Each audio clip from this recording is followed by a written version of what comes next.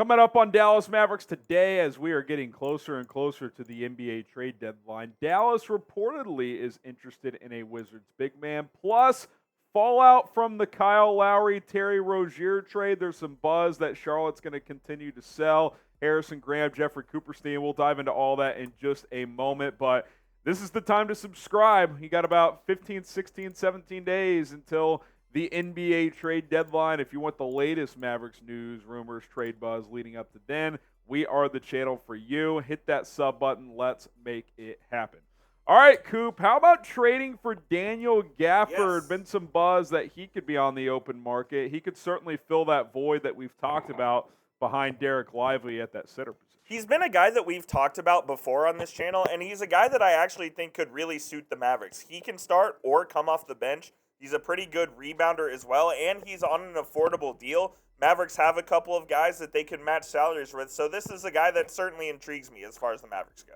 Yeah, so we'll see, A, what the price would be, and B, if this is a route they go under. I mean, he's been really productive, and the thing about Gafford, too, is that, like, if you need him to start, if Lively has a night off or if he hits some kind of a rookie wall, like, he can absolutely start. He's an excellent rim protector. He can score around the basket, very efficient. He knows what his game is. I do think the price will be somewhat steep to bring Gafford in here. I mean, I think it's going to be your first plus player compensation. And it's kind of what the market has been all of trade season so far is you think that someone's worth this and they're worth way more with the exception of OG and Anunoby. But I think any trade the Mavericks make here at this deadline for a guy who's going to be of any impact whatsoever to them is going to cost a first-round pick. And the question you have to ask yourself is Gafford worth that first-round pick for the Mavericks to give up? I don't know the answer to that. Yeah, I mean, that's the question. Like, is he worth the first-round pick? Yes. Is he worth the only one the Mavericks have?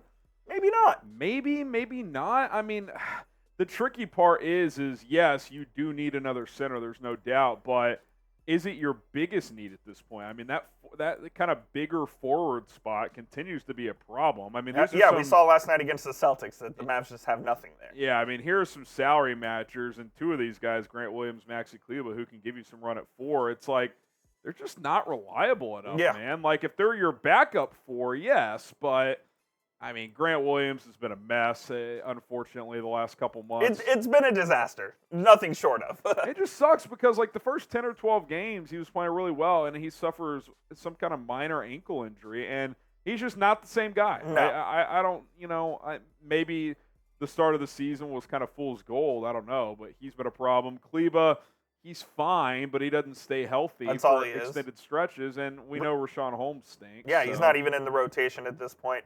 And then when you take a look at those three, so say you're trading one of those three to match the salary with Gafford along with that first-round pick, is that even enough to entice the Wizards? I'm not sure it is. Like, I think the Wizards are going to have no shortage of suitors for Gafford. I think I saw the Rockets, and there was another team that was interested in him as well. So they'll have offers on the table. Would you throw Jaden Hardy in? Hardy? I'd be hesitant. Hardy plus either Williams or Kleba and a first. I'd be hesitant to throw Hardy in a deal like that, but maybe that's the asking price in today's NBA. I wouldn't love that deal, but it would be something I would consider if I were the Mavs. I really don't. I only ask because there is a logjam at that 2 spot. And you have to alleviate something there. Are you getting rid of a Jaden Hardy? I don't think Seth Curry has any trade value right now. He just hasn't played well. It's going to be a guy like Curry like Hardy or Green that are going to maybe have to be involved in these trades because they hold the value right now. And look, if you do Green, then I don't think you're having to flip Williams or Kleba because of the salary situation. Now, I'd rather not do Green in a first for Gafford, but I do think Gafford probably helps you more than Green does. But again, the question comes down to, like, can you get a more impactful player with that first-round pick? I mean, that's really what the question is. And it kind of seems like the answer to this point is no, because you had the report that Kyle Kuzma, they want multiple first-round picks for him. Talked about that yesterday. The Nets want multiple first-round picks for Dorian Finney-Smith, so who knows what the Mavericks can actually get with that one first-round pick they have available. And they're in a tricky spot, Coop, because if this is a seller's market where sellers are getting more value than normal, you're in a tough spot if you're Dallas because you got to make a move, man. Like if you're trying to make a run this year, like I don't think you have to view this as like all in on 23, 24, but like this team reeks of a first round exit right now. Like I think it's a good team, but like Yeah, I don't think they have enough in the chamber to go beat a quality team in a best of 7 as currently constructed. fully agree. Yeah, they're currently sitting 8th right now, so they're in that play-in spot, 24-19. I think they're only a game out of 6, so it's all jumbled up there, kind of like it was last year. But they're in a precarious spot for sure. As of right now, I'd say they're a play-in team, and they're going to have to fight to get into that first round. So they're in an interesting spot, and I think you hit it right on the head. If they don't make a move, I think this is where they're going to be. Yeah, and look, I think if they stand pat, they will be in the playoffs. Now, they may have to win a playing game, but I do think they're better than a lot of the teams vying for those playing spots. But that's probably your ceiling. I mean, is this team beating Denver? Are they beating even the Clippers? Like, I don't think so. Yeah, I don't see it right now, man. They're going to have to do something to improve that squad. So we'll see what happens. Are you guys trading a first-round pick for Daniel Gafford? Type A for accept, D for decline. Could you get like a throw-in bench guy that can eat some minutes on the wing? I mean, I'm serious because maybe, like Lively's not really the issue. Like, yes, Gafford solves the when Lively checks out of the game problem, but I don't know. I almost feel like Gafford and Lively are both worthy of more than 24 minutes a game. No, they probably are. So yeah, splitting between those two would be very difficult to accomplish. You're underutilizing one of them. Or both, if it's an even split. I know, like, a guy, I'm just looking up the Wizards roster here, like a guy like Denny Avdia, who I like, but he's probably going for more than just a throw in as well. So, I mean, the market right now is very robust. I mean, maybe it's like a Josh Green first-round pick and Grant Williams. Landry Shamet, like he's... For Gafford and Shamet or Avdia? Maybe? I don't know.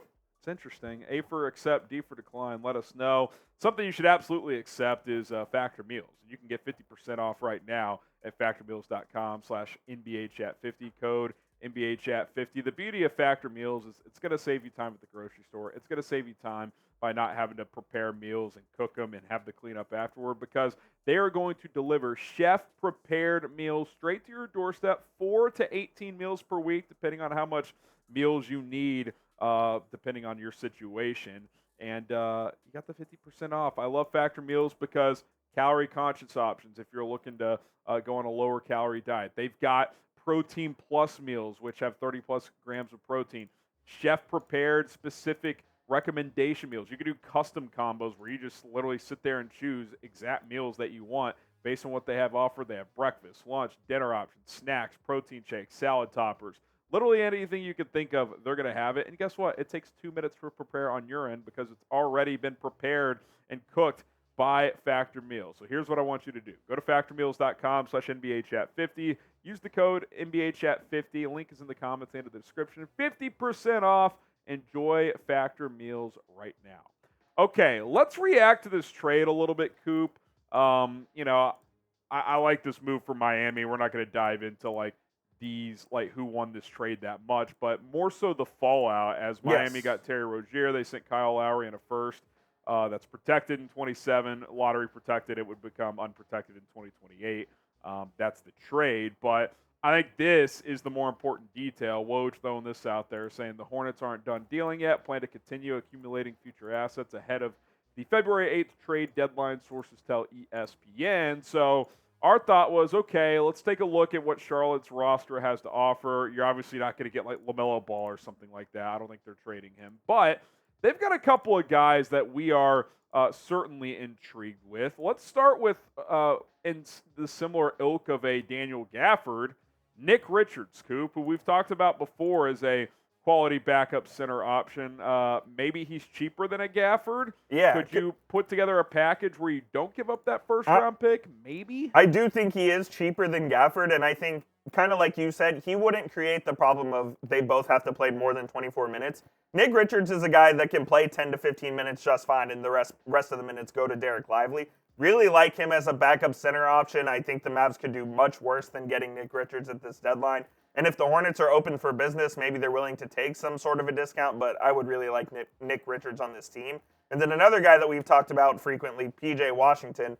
Look, Washington would obviously be a great fit for the Mavericks because they need someone at that 4 position that can score at will, but I do think that he fits into that realm of I'm not sure the Mavericks can afford him.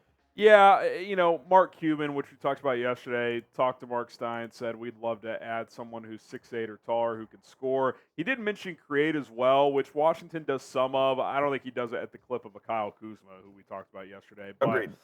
he would certainly pack a scoring punch. But I do agree, it's going to take your first-round pick plus at least 2 rotation guys. I mean, it's not going to be cheap, I would guess, for P.J. Washington. Now, Gordon Hayward, who we agree is probably more of a buyout option. Yes. I do wonder if a team will throw just some kind of trade to Charlotte, like a last minute. Here's a second salary filler for Hayward, but I would not do that if I was Dallas. But if he hits the buyout market, I'd be very, very interested. Yeah, if he hits the buyout market, the Mavs should be a team to watch there for Gordon Hayward. I think he'd be a great fit for the Mavs to add much needed depth at the 3 spot as well, can score, can do a little bit of creating. He kind of fits that mold that Mark Cuban was describing earlier this week. So he's someone that I definitely think the Mavs should have interest in, probably just not via trade. And then Cody Martin, the twin brother of Caleb Martin, who can give you some scoring on the wing. I think this is like a minor type of trade, right? Exactly. I don't think this is a huge needle mover, but if you want to sit there and say, well, Cody Martin is better than Markieff Morris in your rotation, which he probably is, even though they're different positions. He's more of a 2-3. Morris is more of a 4-5. Then sure, you could throw a second-round pick for Cody Martin. But beyond that, I don't think that's someone who's making a massive difference in terms of making a big push in the postseason. Now, I think those first 2, Coop, are the ones that are most intriguing. We mentioned Richards. I think he's like a textbook backup center for a contending team. Agreed. Anywhere from 12 to 20 minutes per game.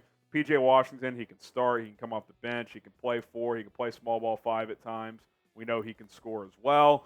So, if you were to bring in one of these 2 guys, I do think that makes an impact on the ceiling of your basketball team. Yeah, as Woj Shams would say on draft night, I think these are the 2 to zero in on, to focus on with the Charlotte Hornets look. I really think either of these 2 guys could help the Mavericks. It all just depends on what the package is and what the Mavs are willing to give up, which is the case for any trade, really, that we're approaching the deadline, which is, almost 2.5 weeks from now? Yeah, we're getting closer. So close. I do agree with the sentiment that the Mavericks need to make a move. What it is, I don't know. I think they need to do something to shake up this If team. they're serious about being more than a one-and-done team, they need to make a move. Now, I don't think you should approach this as this year is the end-all, be-all. We have to make some crazy, outlandish move. But I also think standing pat is basically a resignation for this season. Yeah, I agree. So, I don't think this is a one-year project with Luka and Kyrie together. But at the same time,